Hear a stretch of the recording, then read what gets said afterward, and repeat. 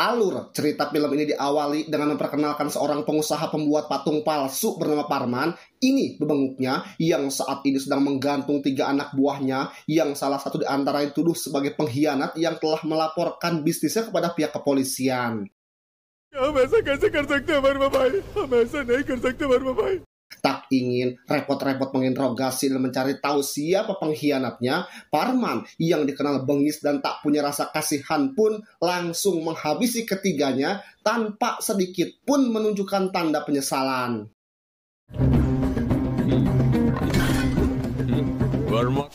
मुकेश, उठना! अरे मर गया क्या? इन्हें डाल दे।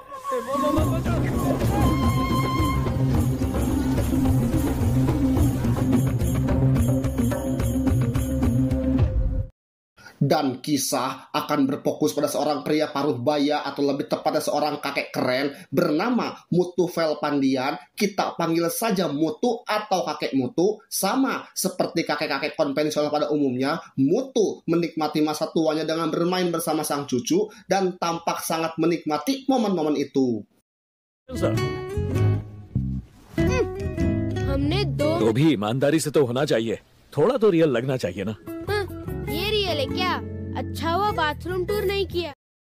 Sejenak kita beralih dulu pada seorang polisi muda bernama Arjun yang tiada lain adalah putra sematawayang Mutu. Saat ini Arjun sedang menemui seorang bernama Senu yang diduga menjadi orang kepercayaan Parman dalam pengiriman patung palsu yang pada intinya kedatangan Arjun ke sini adalah untuk menyelidiki kasus pembuatan palsu ini yang memang sejak 5 tahun terakhir ini tidak ada satu polisi yang berani melakukannya.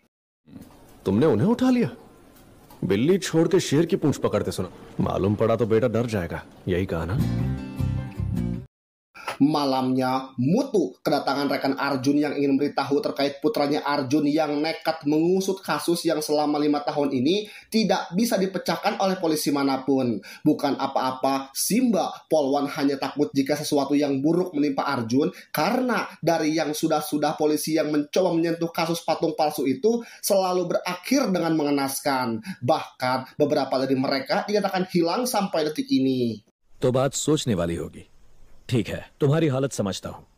Tak lama setelah Mbak Polwan pergi, muncullah Arjun yang baru pulang ke rumah. Sesuai dengan informasi dari Mbak Polwan tadi, Mutu mencoba untuk memperingatkan Arjun agar lebih selektif dalam memilih kasus. Janganlah terlalu berani, jangan terlalu jumawa. Pikirkan keluarganya, istrinya, putranya yang masih kecil. Namun, sama seperti Mutu semasa masih waktu muda, Arjun adalah tipikal orang yang keras kepala, mirip seperti bapaknya. चलिए खाना खाते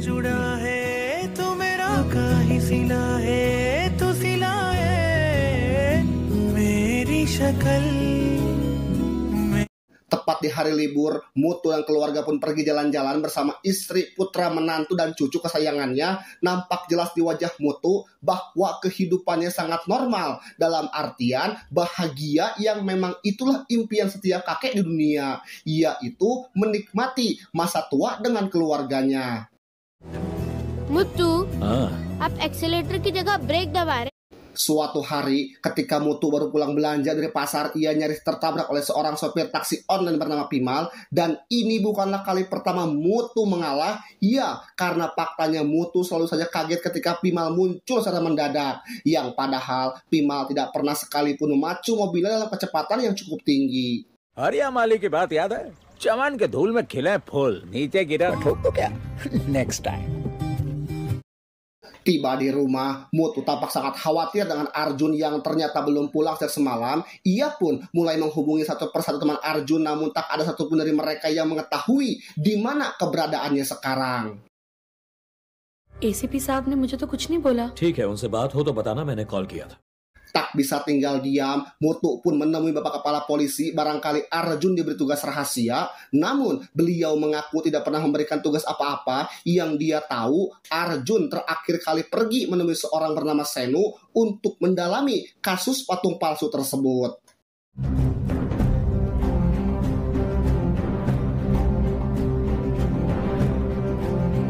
Tak Tak buang waktu, Mutu pun langsung menemui Senu di tempat usahanya. Sama seperti bapak kepala polisi, Senu mengaku tidak tahu di mana Arjun. Terakhir mereka bertemu hanya mengobrol sebentar terkait Arjun yang sedang menyelidiki kasus patung palsu. Selebihnya, Senu tidak tahu apa-apa lagi sehingga kembali Mutu harus pulang dengan tangan kosong. चिंता मत करो सर, हम लोग ढूंढ लेंगे। मीटिंग के बाद बता दूंगा। ये मणि, देखा क्या?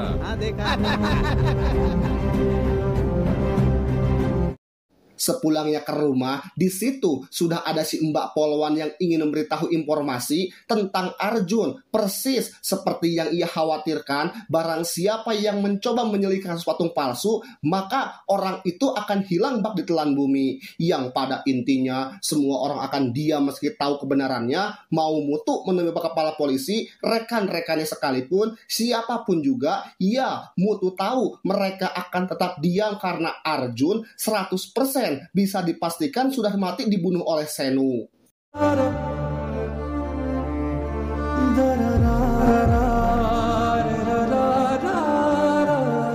Dan ya, tak terima putra semata wayangnya mati, Mutu perlahan-lahan mulai menunjukkan siapa dia sebenarnya. Malam-malam, Mutu pergi keluar sendirian hingga tak sengaja bertemu dengan sopir taksi online yang kali ini dikejutkan oleh Mutu yang tak bergeming sedikit pun.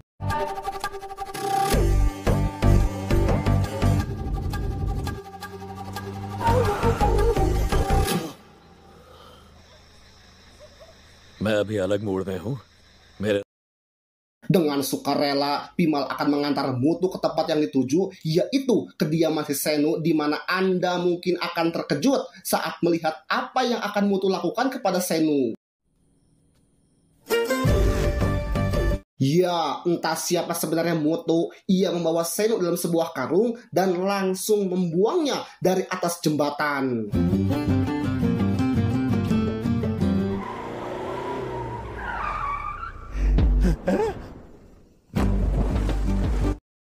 Bimal yang di awal bersikap polontong pun kini menjadi seperti ayam sayur karena sudah terlanjur ikut terlibat. Bimal tidak bisa apa-apa kecuali menutup mulutnya dan melakukan apapun yang Mutu perintahkan.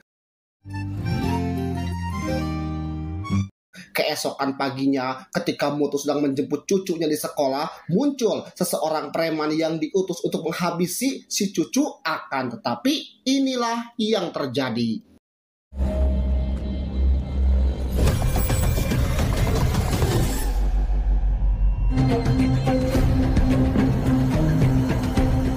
Iya, Mutu berhasil menyelamatkan cucunya dan langsung menerima telepon dari seorang yang menjadi dalang di balik kejadian barusan. Siapa lagi jika bukan Parman sang bos patung palsu yang mengancam akan terus meneror keluarganya gara-gara aksi Mutu yang sudah membunuh Senu. तेरे पोते की मुंडी काट के तुझे भेजने तक क्या हुआ मुत्तू?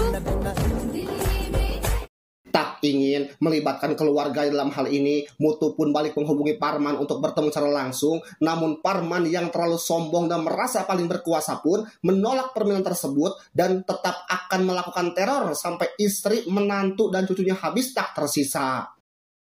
गलती हो गई मुझे माफ कर दो अरे मेरे आदमियों को मिलेगा बूस्ट और इंडस्ट्री करेगी dock Dan jika seperti ini cara mainnya, Mutu akan lebih dulu memulai permainan. Ia mendatangi tempat tongkrong dua preman yang sempat diutus untuk membunuh cucunya di sekolah dan langsung memancing mereka berdua ke tempat yang sepi. Ya, satu preman pun maut terpenggal sementara yang satu lagi dibuat ketakutan setengah mati sampai akhirnya की सुपारी मुझे मिली है तेरे पोते बीवी को तो टपका देंगे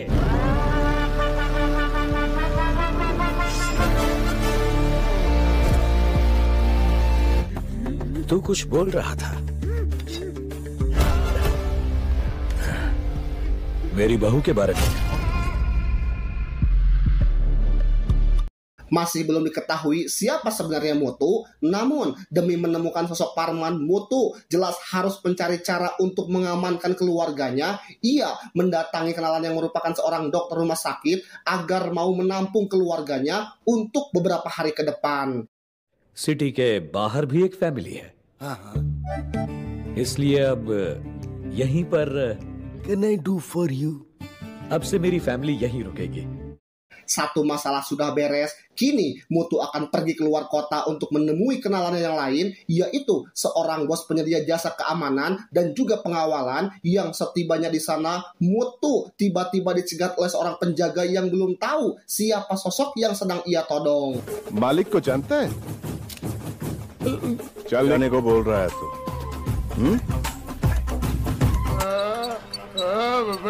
उसको उल्टी हो जाएगी। छोड़। Dan inilah bos penyedia jasa keamanan dan juga pengawalan yang tampak sangat senang dan kedatangan Mutu di kediamannya. Entah seberapa pentingkah Mutu di kehidupan si bos atau apa yang sudah Mutu lakukan kepada si bos di masa lalu, Mutu langsung mengutarakan niatnya, yaitu untuk meminta sedikit bantuan terkait sesuatu.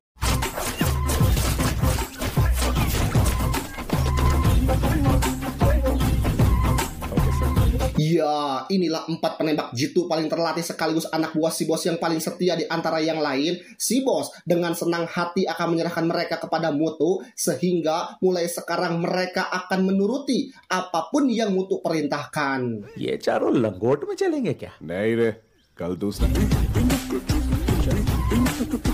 Berdasarkan informasi akurat dari jaringan luasnya, Mutu bisa dengan mudah menemukan seorang pemuda yang merupakan mantan anak buah Senu. Mutu pun langsung menginterogasinya untuk mengetahui di mana Parman berada, termasuk markas pembuatan patung palsunya. Tapi rupanya Parman sangat rapi dalam menjaga kerahasiaan bisnis ilegalnya, dan si pemuda hanya tahu jalur yang sering dilewati truk-truk pembawa patung palsu tersebut. पता है सर, गाड़ी कौन सी है ये नहीं पता। Alhasil, Pimal pun mendapatkan tugas untuk memegang patung di pinggir jalan dan pura-pura memungut salah satu patung yang jatuh dari truk, sehingga ketika truk milik Parman muncul, maka si supir secara otomatis akan langsung berhenti. Sesuai prediksi, truk pembawa patung palsu pun muncul dan mengira jika Pimal sedang memegang salah satu patung mereka yang jatuh, di mana saat Pimal ketahuan bohong dan ditarik masuk dalam truk, Samsul yang juga menjadi anak buah Mutu pun langsung masuk kolong mobil dan mengaitkan kawat panjang untuk menghentikan truk tersebut.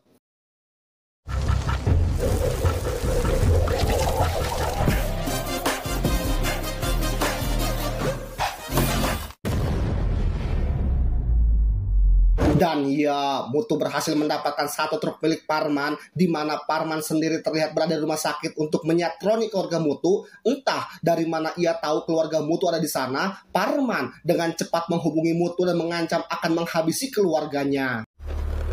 क्या सर, अपनी फैमिली को 150 किलोमीटर दूर। Tepat saat Parman dan anak buahnya sudah berada di depan pintu, Mutu tiba-tiba memperlihatkan salah satu patung paling berharga milik Parman, sehingga alih-alih akan menyatroni keluarga Mutu, Parman justru harus pasrah ketika disuruh menjadi gembel dan meminta uang 10 rupiah kepada keluarganya. अगले हफ्ते मैसूर से हैदर। तुझे कैसे पता चला? क्या सर? मैं माँ, माँ।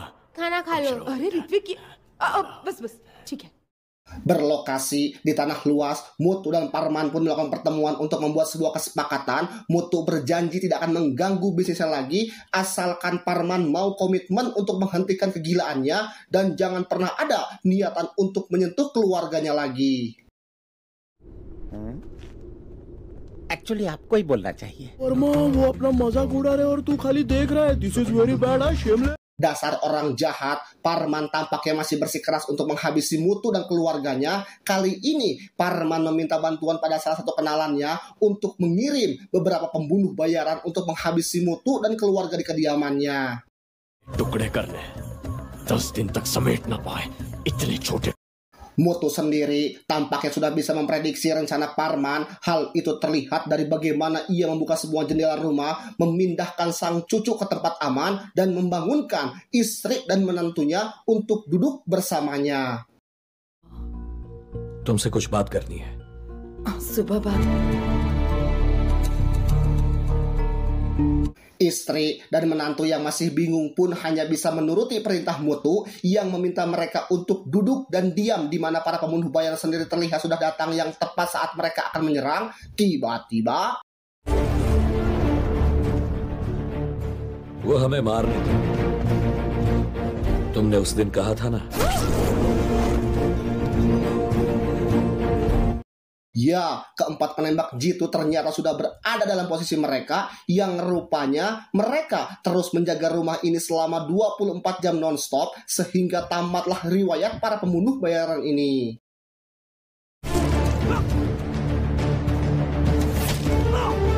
ये सब यहीं रोक दो ना।